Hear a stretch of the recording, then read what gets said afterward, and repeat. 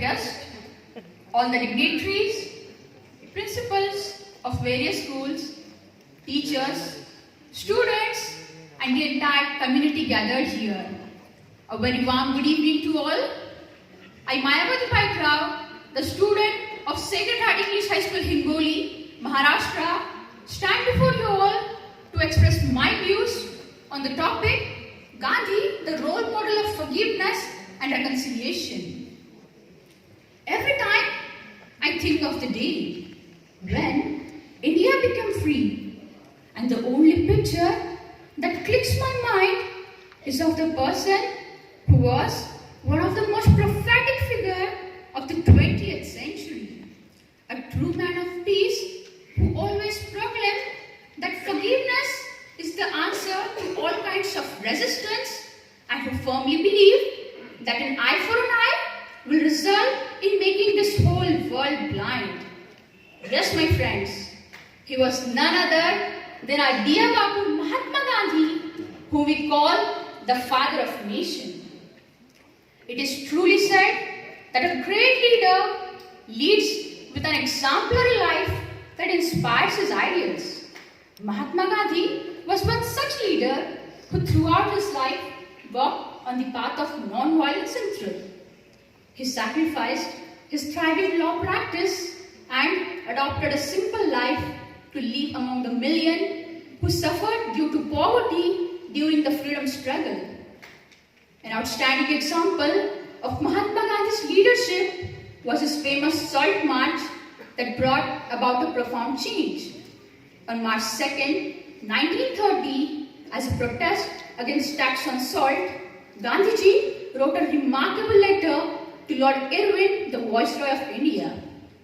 He wrote, "Dear friend, I cannot intentionally hurt anything that lives, much less fellow human beings, even though they may do the greatest wrong to me and mine. While therefore I hold the British rule to be cursed, but I don't intend to harm any single Englishman." With these words, Mahatma Gandhi showed the world that being able to forgive those who have wronged us is a mark of strength and confidence. Why Gandhiji was killed was because he wanted the reconciliation between the Hindus and Muslims. It is well known that Gandhiji was assassinated in the spring month of 1948. But very few know that there were several attempts before by the same man in the beginning of mid-1930s. In fact, there were 6 known assassination attempts on his life. After the first attempt, the accused was caught by some volunteer and brought before Gandhiji. What Gandhiji said then, very few of us could say. He said, "Forgiveness must be unconditional." Such were the quintessential qualities of Mahatma Gandhi that made him the man who turned out our world for better with his ideals of faith, love, tolerance, and forgiveness.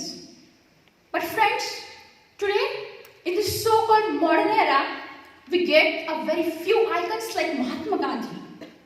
The Gandhian values are flown away with the year, and the Gandhian spirit is awakened within us only on 2nd of October and 30th January. Its consequences are quite clear. We see violence, hatred, bloodshed, crime all around. And the main and the only reason behind this is that this world burns up for revenge with the people who don't forgive each other. It's really a great tragedy for all of us. Mahatma Gandhi always said, we can never forgive. Forgiveness is only the attribute of strong. History can attest to the fact that most of the human conflicts have been as a result of stubborn approach by our leaders.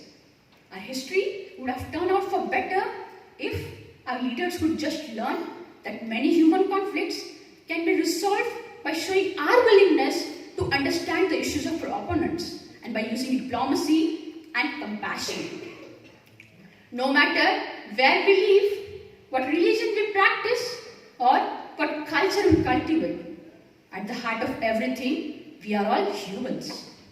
We all live for our values and passion, but at the core of our existence lies our innate desire to bring about peace in this world by our own sacrifices. As it is truly said that the strength of cowardice is in using power to cause death and destruction for others, but the strength of courage is in self-sacrifices for the benefit of all. Just as Mahatma Gandhi, we too can bring peace in this world by sacrificing our self-centered desires. Our utmost cause in life should be to win the heart of others by showing our attitude to serve causes greater than ourselves.